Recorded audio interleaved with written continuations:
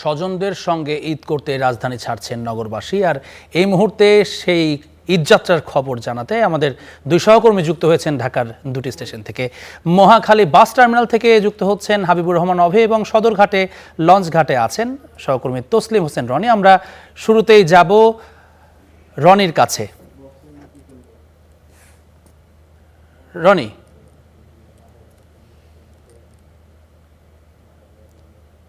রনি শুনতে পাচ্ছেন? জি, আমি শুনতে পাচ্ছি। জ্যাভলিন, সদরঘাটের চিত্র আমি যদি একটু বলতে চাই যে যত ঈদ ঘনিয়ে আসছে সদরঘাটের উপর কিন্তু দক্ষিণবঙ্গের এলাকার মানুষের চাপ বাড়ছে এবং তারা কিন্তু যাত্রা শুরু করেছে তাদের পরিবার নিয়ে, স্বজন নিয়ে এবং যারা তাদের অপেক্ষায় আছে দক্ষিণ অঞ্চলে তাদেরকে নিয়েই কিন্তু তাদের স্বপ্নের এই যাত্রা কিন্তু এই সদরঘাট থেকে শুরু হয়েছে।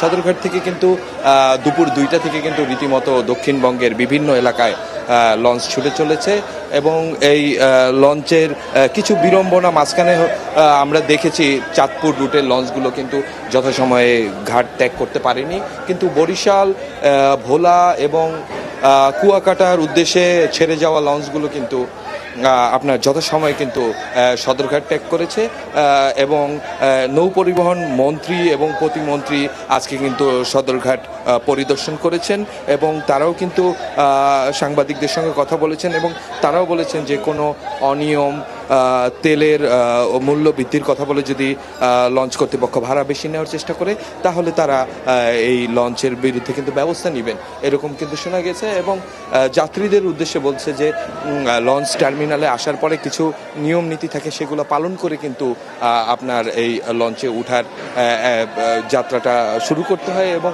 সেখানে যাতে কোনো দুর্ঘটনা না ঘটে সে ব্যাপারেও কিন্তু মন্ত্রী এবং প্রতিমন্ত্রী তারা কিন্তু ভালো একটা বিবৃতি এখানে আমরা দিয়েছে, এটা কিন্তু আমরা দেখতে পেয়েছি এবং তাদের সঙ্গে কিন্তু গণমাধ্যম কর্মীদের অনেকবার কথা হয়েছে এবং সেই বিষয়গুলো তারা নিশ্চিত করেছেন। এই মুহূর্তে ঘাটের পরিস্থিতি হচ্ছে যে লঞ্চ কিছুক্ষণ পর পর ছেড়ে যাচ্ছে এবং ছেড়ে যাওয়ার এক পর্যায়ে আমরাও দেখতে পাচ্ছিলাম যে যাত্রীরা কিন্তু উঠতেছে এবং ইফতারের সময় কিন্তু ব্যাপক যাত্রী দক্ষিণবঙ্গের দিকে রওনা দিয়েছে এবং তারা কিন্তু রাত্র 9টা পর্যন্ত আমরা যতটুকু শুনলাম যে রীতিমতো হচ্ছে যে আপনার এখান থেকে দক্ষিণবঙ্গের বিভিন্ন অঞ্চলে লঞ্চগুলো চলে যাবে। জ্যাভলিন, অনেক ধন্যবাদ আপনাকে রনি। আমরা আমাদের সহকর্মী অভির কাছে জানতে চাই একটু।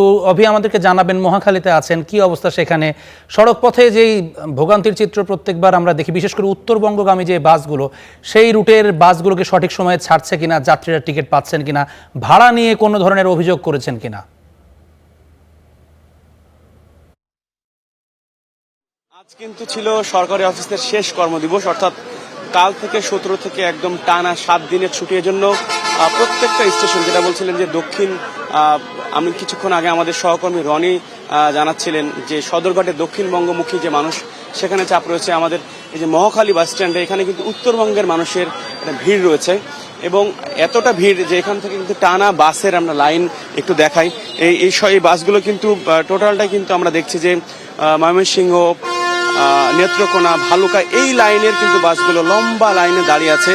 বাসগুলো কিন্তু ঠিকমতো স্টেশনে যেতে পারছে না এখানে যানজটের কারণে। আর স্টেশনে যেটা আমরা দেখেছি, বাস স্ট্যান্ডে যেটা আমরা দেখেছি যে দীর্ঘ লাইনে দাঁড়িয়ে মানুষজন টিকিট কাটছেন এবং টিকিট কেটে তারা বাড়ির পথে রওনা দিচ্ছেন। আপনি যে প্রশ্নটি করেছিলেন যে বাস নির্ধারিত সময়ে ছাড়ছে কিনা, আসলে বাস চাইলেও ছাড়তে পারছে না, কারণ এই বাস স্ট্যান্ড যেহেতু একটু মানে ছোট জায়গায় একটা করা এবং যেহেতু বের হওয়ার এক্সিট পয়েন্ট একটা, সেখানে বাস লাইনে দাঁড়ানো, বাস ঠিক সময়ে ছাড়তে পারছে না। সেক্ষেত্রে কিছু কিছু বাস 2 ঘন্টা 3 ঘন্টা দেরিতেও ছাড়ছে। এক্ষেত্রে যারা শিশু, বয়স্ক, নারী তাদের দীর্ঘক্ষণ লাইনে দাঁড়িয়ে থাকতে হচ্ছে, সেই বিষয়টা আমরা দেখেছি। আর আরেকটি বিষয় আপনাকে জানাই, যেটি বলছিলেন যে ভাড়া বেশি নিচ্ছে কিনা, ভাড়া আসলে যাত্রীরা যেটা বলছেন যে যেহেতু দুপুরের দিকে ম্যাজিস্ট্রেট অভিযান চালিয়েছে, প্রতিমন্ত্রী এসেছিলেন, সব মিলে একটা চাপ আছে কিন্তু, এবং এখানে গোয়েন্দা বাহিনীর সদস্যরা, নিরাপত্তা বাহিনীর সদস্যরা তারা কাজ করছেন। সব মিলিয়ে বাসের ভাড়া বেশি চাইতে পারছে না, তবে চুপে চাপে অনেকেই যাত্রীদেরকে একটু সাইডে টেনে নিয়ে অতিরিক্ত ভাড়া তারা লোভ দেখাচ্ছেন বলা যায়। যাত্রীরাও সেই লোভে পা দিয়ে অতিরিক্ত ভাড়া দিচ্ছেন, অনেকে লাইনে দাঁড়াচ্ছেন, কাউকে লাইনে দাঁড়াতে হচ্ছে না, অতিরিক্ত টাকা দিয়ে তারা টিকিট পেয়ে যাচ্ছেন। এরকম কিছু ঘটনা প্রতি ঈদে যেটা ঘটে সেটা আমরা দেখতে পাচ্ছি। তবে এবারের অবস্থা আগের চেয়ে কিছুটা ভালো বলা যায়, যদিও ছুটিটা মূলত কাল থেকে শুরু হচ্ছে।